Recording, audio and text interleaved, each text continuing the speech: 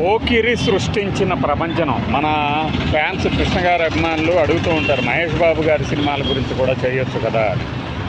కానీ ఇది మహేష్ బాబు గారి కెరీరు బిగిన్ అయ్యేసరికే, ఆ తర్వాత ఆయన సూపర్ స్టార్గా మారేసరికే ఆయన డిజిటల్ రికార్డ్స్ అన్నీ పదిలంగా ఉండిపోయినాయి. సో పాత తరం వాటిలాగా వెనక్కి వెళ్ళి వెతుక్కోవాల్సిన అవసరం లేనటువంటి కెరీర్ మహేష్ బాబు గారిది. అలానే పోకిరి కరెక్ట్గా 20 ఏళ్ల క్రితం రిలీజ్ అయ్యి రికార్డులు బద్దలు కొట్టి ఈ రోజుకి కూడా మహేష్ బాబు అనగానే మన కళ్ళ ముందు కనపడే ఒక చిత్రం పోకిరి.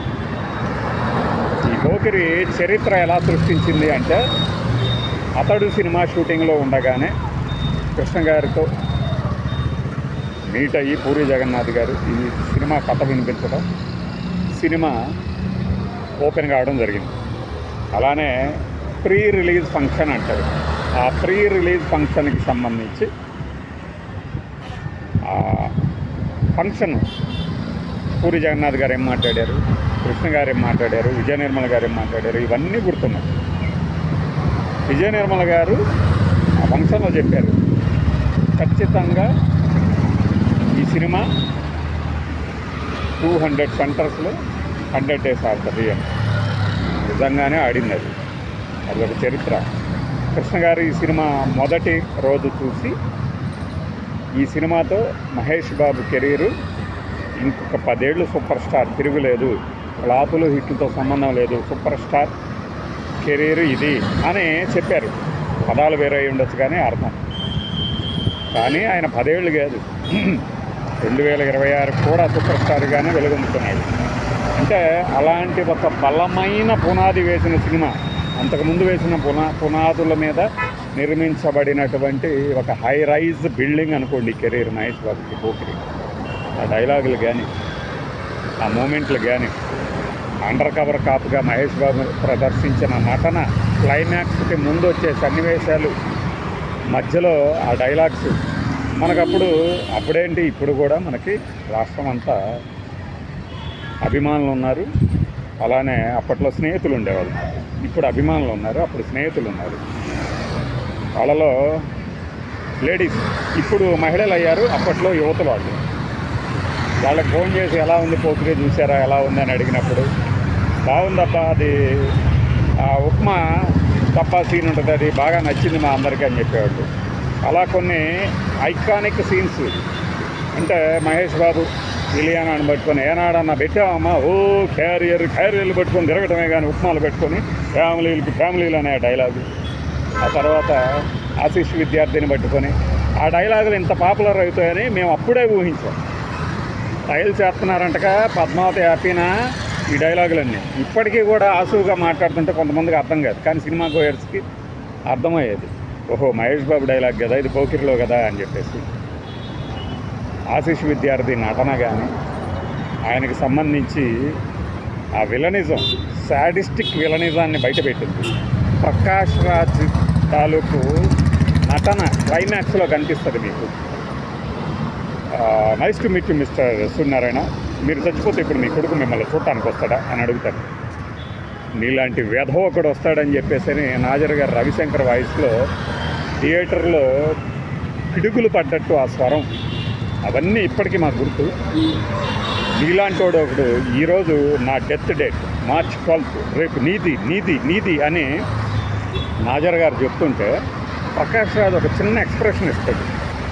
ఆ ఎక్స్ప్రెషన్ని క్యాచ్ చేసాం మేము. అప్పుడు మేము ఇచ్చిన రివ్యూలు అప్పుడు ఉన్నాయి, వీడియో రికార్డు రూపంలో లేవు. కానీ ఏం చేస్తాం, ఫ్రెండ్స్తో చెప్పుకున్నాం అవన్నీ.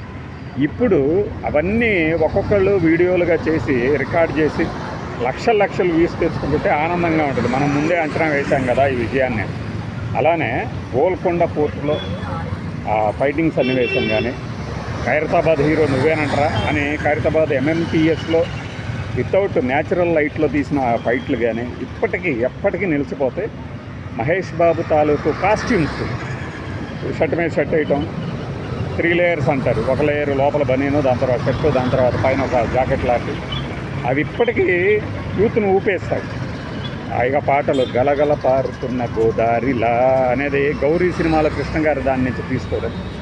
స్వతహాగా పూరి జగన్నాథ్ గారు ఫస్ట్ సినిమా తిల్లానా పేరుతో కృష్ణ గారితోనే ఓపెన్ అయ్యి అది ఆగిపోయింది. కానీ అలా తండ్రితో కొడుకుతో తీసిన ఏకైక డైరెక్టర్గా అంటే రాఘవేంద్రరావు గారి తర్వాత ఇక చిన్న చిత్తగా జయంత్ సీతారాంజీ గారు ఒక చిన్న క్యారెక్టర్లో టక్కర దొంగలో కృష్ణ గారిని డైరెక్ట్ చేయటం కానీ ఇలాంటివన్నీ ఏంటంటే ఒక మెమరబుల్ ఇన్సిడెంట్గా మిగిలేదు పూరి జగన్నాథ్ గారికి. బట్ ఏదైతే ఏమైందో ఆయనకి కట్టు యాక్షన్ చెప్పిన డైరెక్టర్లు కృష్ణ గారికి, మహేష్ బాబుకి, పూరి జగన్నాథ్ కూడా ఒకళ్ళని తెలియవచ్చు, మనం అనుకోవచ్చు. ఇక రికార్డులు విజయవాడలో ఈ సినిమాకి సంబంధించి పోకిరికి సంబంధించి టిక్కెట్లు బ్లాక్లో అమ్మి ఒక అతను 3.5 సెంట్ల స్థలం కొనుక్కున్నాడు. అంటే అర్థం చేసుకోండి ఏ రేంజ్లో డబ్బుల కనక వర్షం కురిసిందో.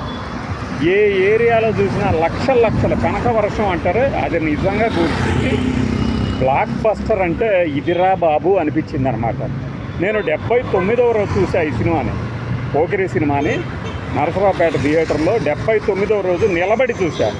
ఈ సినిమాకి సంబంధించి ప్రమోషన్ కూడా మహేష్ బాబు 79వ రోజు చేశారు జెమినీల్లో వాటిలో ఇట్లో. అంత సూపర్ హిట్ అనమాట. ఈ సూపర్ హిట్ సినిమా గురించి సంవత్సరాలు, వందలు, ఎన్ని రోజులు ఆడిందో లెక్కే లేదు. ఇప్పటికీ రిపీట్ రన్లో కూడా 10 కోట్లు కలెక్ట్ చేసే సత్తా అంటే అర్థం చేసుకోండి పోకిరి. అలానే మహేష్ బాబుకి సంబంధించి ఫస్ట్ స్క్రీన్ మీద సూపర్ స్టార్ అని పడింది ఈ సినిమాకి. అంటే ఊహించారు ఈ స్థాయిలో సినిమా హిట్ అవుతుంది. మంజుల గారు ప్రొడ్యూస్ చేశారు. వైష్ణవ్ అకాడమీ బ్యానర్ అనే బ్యానర్ తాలూకు కీర్తి పతాకాలు ఎక్కడికో తీసుకెళ్ళిపోయింది. తర్వాత ఈ సినిమా సక్సెస్ అయిన తర్వాత మేము చిరంజీవి గారితో కూడా ఒక నేషనల్ అవార్డు ఫిలిం వచ్చే కమర్షియల్ సినిమానే తీస్తామని మంజుల గారు అప్పట్లో ప్రకటించారు. కృష్ణ గారి అభిమానులకి కానీ, మహేష్ బాబు అభిమానులకి కానీ, అలానే ఒక సూపర్ స్టార్ మహేష్గా ప్రిన్స్కి ఉన్న ఇమేజ్ని కొత్త తరం ఫ్యాన్స్ని ఏర్పాటు చేయించడం. ఇప్పటి 25 వాళ్ళకి ఈ పోకిరి సృష్టించిన ప్రభంజనం గురించి తెలియదు. ఇప్పుడు వాళ్ళు రిలీజ్లో పోకిరి రికార్డుల గురించి తెలుసుకొని ఆనందపడుతున్నారు. ఫ్యాన్స్ కోలాహలం, ఐకానిక్ స్టిల్స్, కటౌట్లు మామూలు కోలాహలం కాదు. సమ్మర్ నుంచి 500 రోజులు, సంవత్సరం తిరిగే వరకు అది సృష్టించిన ప్రభంజనం. ఆ టైటిల్ నేను ఎంత ఏదోనో నాకే తెలియదు అనే ఒక డైలాగ్ మైండ్లో ఫిక్స్ అయితే బ్లైండ్గా వెళ్ళిపోవటమే కాదు, ఎప్పటికి కొడితే మైండ్ బ్లాక్ అయ్యి జిమ్మ తిరుగుతో వాడే పని కట్టి నేనేనయ్యా అనే ఒక సెటిల్డ్ డైలాగ్స్ కానీ ఒక చరిత్ర సృష్టించిన సినిమా అన్నమాట ఇది. ఓకే, మామూలుగా ఉండదు. మీరు మళ్ళీ చూడండి.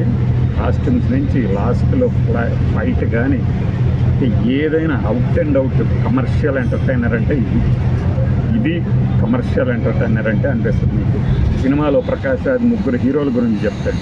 అమితాబ్ బచ్చన్, రజనీకాంత్, మన చిరంజీవి గురించి. ఆ 3 ఈ సినిమా చూసేసి ఏముంది సినిమా అసలు, ఏమెనర్జీ అని అమితాబ్ బచ్చన్ గారు మహేష్ బాబు గురించి పొగిడారంటే అది అతిశయోక్తి కాదు అని సినిమా చూసిన వాళ్ళందరూ అంగీకరించారు.